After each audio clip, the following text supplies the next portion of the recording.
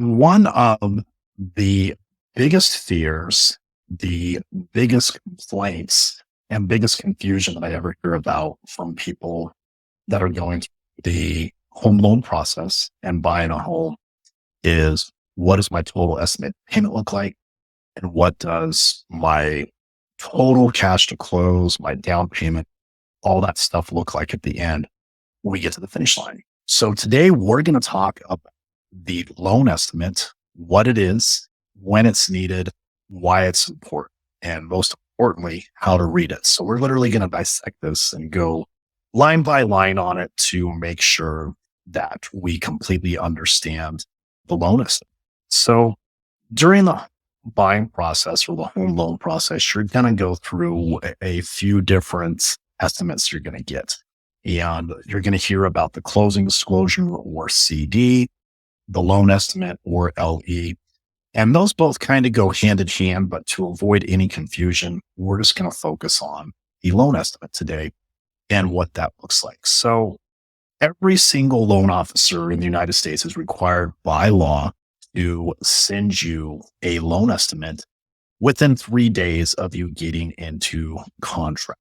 And if you look over here, this is how the 3-day closing disclosure rule kind of looks like. So you get into contract on a house, and that loan officer is required by law within 3 days to submit a loan estimate over to you to show you what all the total estimated fees look like and what your total cash to close and total estimated payments going to look like as well. The first thing I want to do is let's go over what are the 6 required rules to look at for a loan estimate to go out. So number 1, we have to have your full legal name, your first name and last name, sometimes maybe even first name, middle initial, and last name.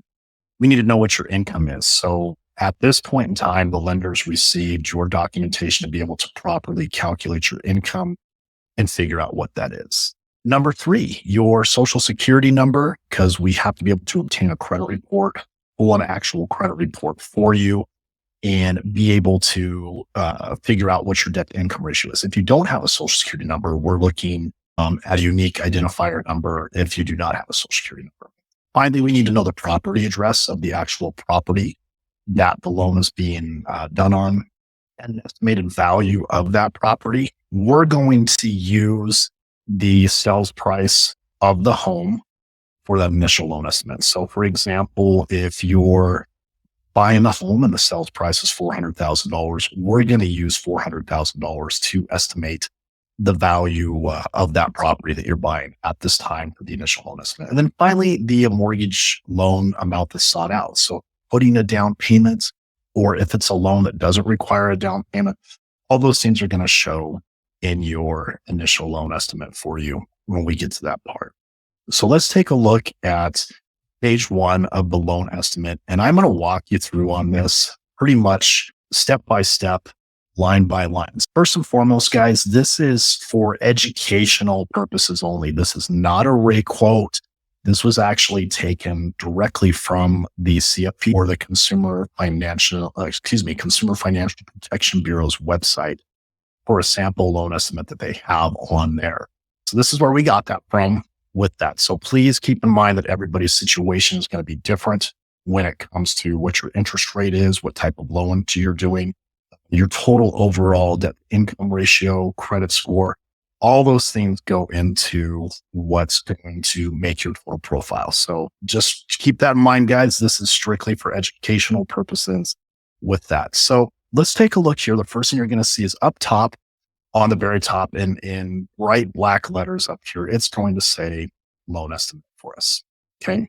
So that's going to tell us exactly what document we have. It's going to have an issue date when this loan estimate was issued to you, whoever the applicants are, if it's just you on the loan, or if you have a co-borrower, or it's your spouse that's on the loan with you as well. All those names are going to be on there. The property address of the property that the loan is on, including the city, state, and zip code as well. with that you see there's two. And then finally, what the sales price is of that home. And if we move over here to the right, where we're looking at loan term, this is a 30-year mortgage. For the purpose of this loan, it's a purchase. So we're buying this house. And finally, it is a fixed rate mortgage. So it's a fixed rate 30-year loan. And the loan type, if you look here, you're going to see conventional, HAVA, and this last box is for other, if that's private financing or a USDA loan, et cetera. For this particular example, they are doing a conventional loan. This has the loan ID number or the loan number. And then finally, is this loan locked in at a particular interest rate or not? You're going to see two boxes here, no and yes. So in this example, this interest rate is locked, and it's locked until April 16th, 2030. And this actually tells you right here, all other estimated closing costs expire on this date. I do get asked this question a lot. Why is it an estimate? Don't we know exactly how much my payments are going to be and exactly how much money I have to bring to closing at the end? And the answer is no, we don't. We have a pretty decent idea of that, but things change. There's a lot of things that you have to do. For example, your homeowner's insurance could be a little bit less, or it could be a little bit more on what we estimate for you. And also, you are allowed to shop for some certain things, the title insurance and the escrow that's on there. So typically a good rule of thumb, and I think any good loan officer is going to do this, and they're going to explain this to you up front. We're going to pad the initial loan estimate a little bit. And there's two reasons why. Believe it or not, if we miss anything on the initial loan estimate, even if it's like a small little $10 fee and it pops up at the end, two things happen. We can get fined. We also have to redisclose to you, and there's a certain waiting period, and it can cause delays in your loan getting to the finish line and funding. So typically your initial loan estimates are going to be padded a little bit just to make sure that nothing's missed. So let's go to the next part of this here. We're going to look at the loan terms.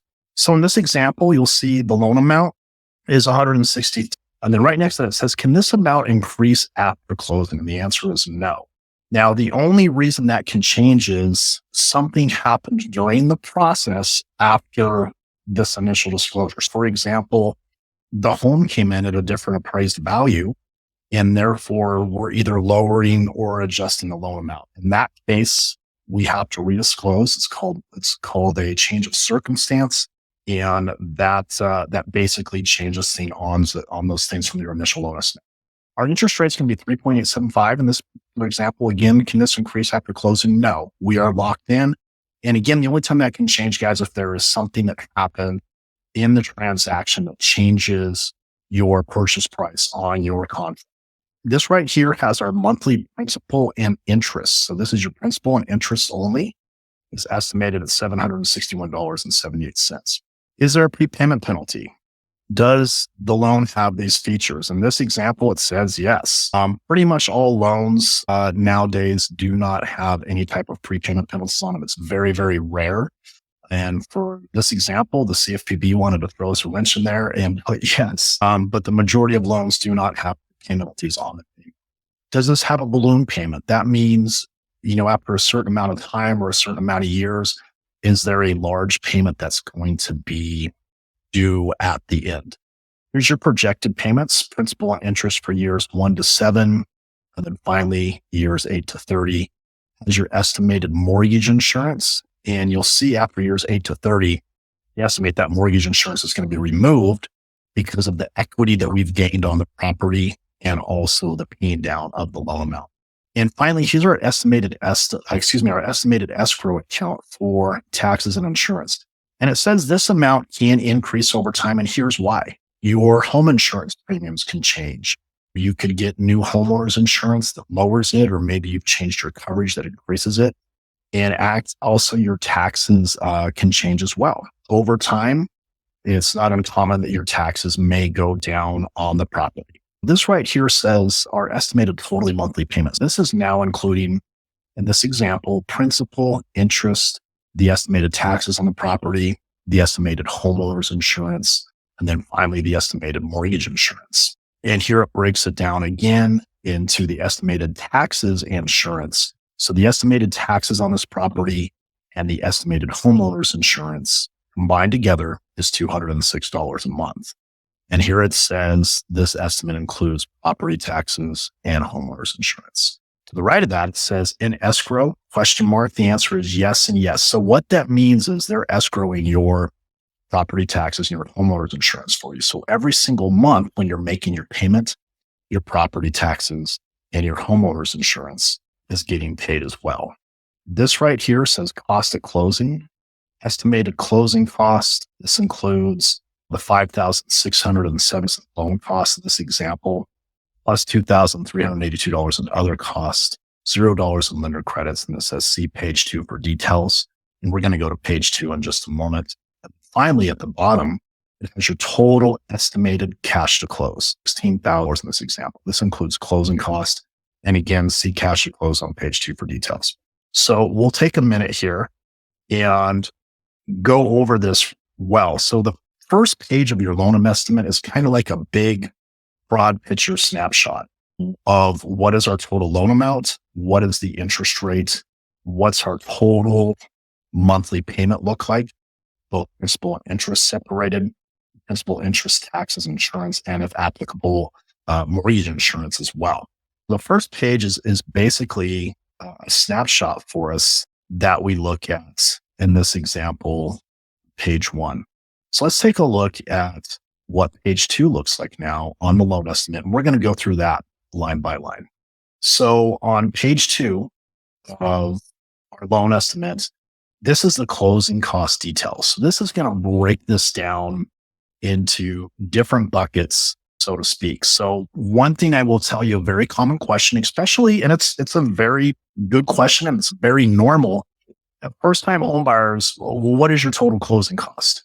Well, this person over here is like $3,000 cheaper than you, et cetera, et cetera.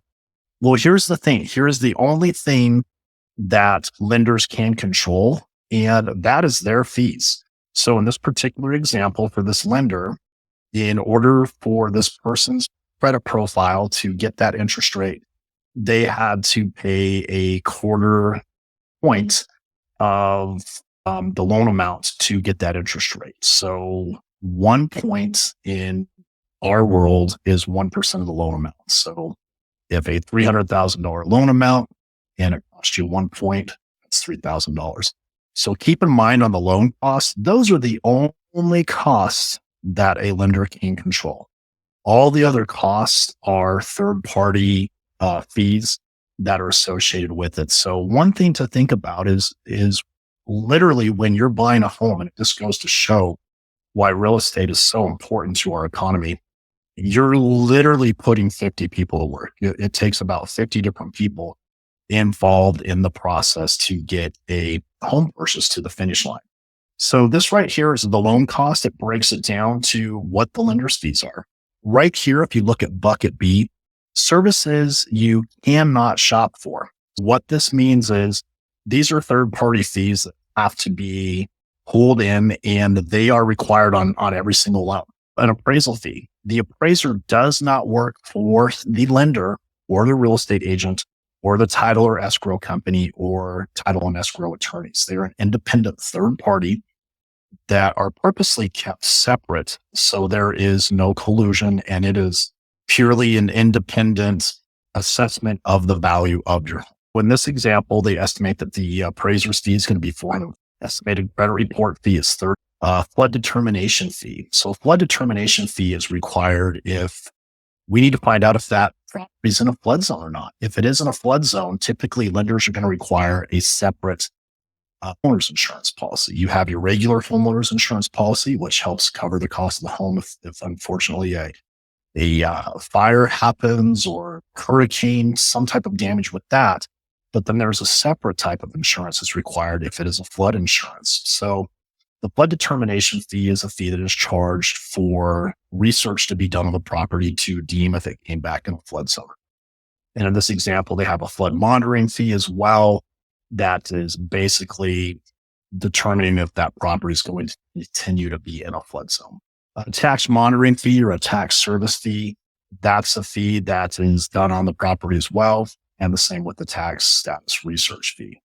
Here in Number C, bucket C, is services you can shop for. In this particular example, it looks like they're estimating that a pest inspection will probably be needed. And for that particular pest inspection, they're saying $135. That's an independent third party fee. So you can literally go around and ask different pest inspection companies for that and what they would charge. A survey fee of $65, title insurance. So in this case, we have a title insurance binder, the title company of $700, a lender's title policy of $535, the title insurance, the settlement agent fee, or the escrow fee is $502. And finally, title search of $1,261. So all these here are services that you, the consumer that is buying that house, can go and look at with title and escrow companies. Let's look at other costs up here. Now, these are government and tax assessment fees. So recording fees and other taxes, this one's estimated $85. And that is a fee that the government charges to record the new deed with the county courthouse showing that you are now the new owner of that property. So these are your escrow accounts. So again, in this example, every time you make your payment, your homeowner's insurance and your taxes are being paid for you. On this example, they're collecting 6 months at $605. And our prepaid interest, what that is, in this particular example, this house is estimated, and this loan's estimated to be closing at the middle of the month. Let's say, for example, if it's a month that has 30 days in it, it's closing September 15th. They're estimating 15 days of prorated interest at $17.44 per day at an interest rate of 3.875 to $262. And then typically, they're also going to collect, depending on what county it's in or what state the property's in, how much of property taxes need to be collected up front in the impound accounts as well. And that number is typically somewhere between 2 to 6 months. Again, that's going to be determined on what state you're buying in, what time of the year it is, et cetera, et cetera. Typically, what I like to do is I like to disclose 6 months of property taxes up front. I know we have a nice little pad in there. So if it ends up only being that they're collecting 4 months, we know we've got a nice little pad in there for that on the initial disclosures, and we didn't need anything. Here's initial escrow payments at closing. For homeowners insurance, they're collecting 2 months in this example. So they're collecting a full 6 months premium up front plus 2 months for the escrow. So 8 months total for that. And then they're collecting 2 months for the property taxes. And then here's this is an additional titles insurance that is optional if the home buyer feels that they want to purchase any additional title insurance on the property. Here we add the total closing costs together. That comes to $8,054. And here is calculating cash to close on the bucket down below here on the final bucket. So they add up all those numbers at the total, of the total closing cost, which is $8,050. We're now adding our down payment funds from the borrowers. In this example, again, they're putting $18,000 plus the plus the total closing cost of $8,054. They had an earnest money deposit or a good faith deposit for this property of $10,000. We subtract that $10,000 deposit, and that's how we come up with the final estimated number of the estimated cash to close of $16,054 in the example. Moving on finally here to our final page 3 that we're looking at on our loan estimate today. So this finally goes into the final total, everything added together like we had before. So I apologize, we added the wrong page in there again. And finally, we go to the final page 3 of the loan estimate here to do that. And we'll go through that. And this one's pretty short and sweet. And basically, again, it's got the top is going to say all the additional information about this loan. So it's going to have the bank's name on it, who your loan officer is, what their national mortgage licensing registration number is, what their name is, also the bank or the broker's national mortgaging license number, their email, and also their phone number. And then here it's going to have the lender again, what the loan officer's name is, their email address, and phone number for you. So that way you can have this final one. If you have any questions, you can call your loan officer and go over it with it. Now, personally, what I like to do is when we do these initial loan estimates, I will make a screencast video of the client and literally walking them through step by step line item. Make sure there's no mistakes on it. Believe it or not, there are a lot of people involved in the process. And a lot of times up front as the loan officer, we don't have access to some of these things. They come from different departments. What does happen sometimes that there might be some mistakes or anything like that on that. So as a loan officer, I always like to just take a quick 5 minutes, review it. If everything looks great, we're actually going to make a nice little screencast recording for the client. We're going to walk them through step by step on the items, make sure everything looks as corrected. And then a lot of times, especially if it's someone who's never been through this process before, I want to make sure that they watch that video. And if they have any questions, we can address that to them just to make sure that they understand. That's very important with that. So here we're going to go to comparisons with these. And what this basically says is in 5 years, if you've paid in principal, interest, mortgage, insurance, loan costs, this is how much total you would have paid. And the 15,770 is the principal that you will have paid off. This is if you've only made the minimum normal payments, all of that stuff. I have another video back, pay off balances a lot. This is your annual percentage rate, or what's called your APR. And this is another great thing that people will get confused about sometimes is, hey, what, my interest rate's this, but what's the APR? What the APR is it shows if you're responsible for paying every single amount, not only the loan amount, all the total closing costs and fees in there added to your loan amount, this is what it would be expressed at the annual percentage rate. And then finally, your total interest percentage, or your TIP, the total amount of interest that you pay over the loan term as a percentage of your loan amount. So what this means is if you've never refinanced this loan, never sell this house, you stay at this the entire time, 69.45% of the amount of payments that you've made on this is going to be applied towards interest. And again, I teach you how to lower that percentage very, very considerably. Here's other considerations. Again, appraisal. We may order appraisal to determine the property's value and charge you for this appraisal. We'll promptly give you a copy of any appraisal, even if your loan does not close. And the reason for that is typically, again, because appraisers are a third party, they want to make sure they're paid up front. There could be issues with the home. There could be the house doesn't appraise and you decide you don't want to continue through it. Well, the appraiser still did their due diligence and did their job to perform that. So a lot of times appraisers will be required to pay up front, or in order for you to get a copy of the appraisal if it didn't close, they're going to want payment for that. Assumption. If you sell or transfer this property to another person, we will allow under certain conditions this person to assume the loan of the original terms. We will not assume assumption of the loan. In this particular case, this type of loan is not allowable for an assumption. And again, that's another video I have, Matt, that we can go over that.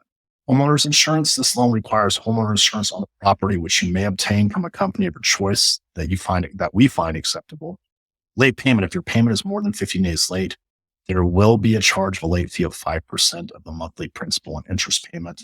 Refinance. Refinancing this loan will depend on your future financial situation, the property value, and market conditions. You may not be able to refinance this loan. For example, every time you get a new loan, you have to requalify for it.